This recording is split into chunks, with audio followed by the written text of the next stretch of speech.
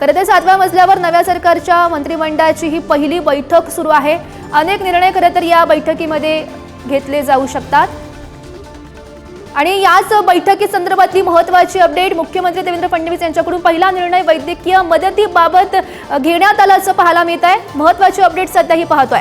नव्या सरकारच्या पहिली मंत्रिमंडळाची ही बैठक मागील अर्ध्या तासापासून सुरू आहे आणि त्याच बैठकीसंदर्भातली महत्त्वाची अपडेट आपण पाहतोय। मुख्यमंत्री देवेंद्र फडणवीस यांच्याकडून पहिला निर्णय वैद्यकीय मदतीबाबत घेण्यात आल्याचं पाहायला मिळत आहे।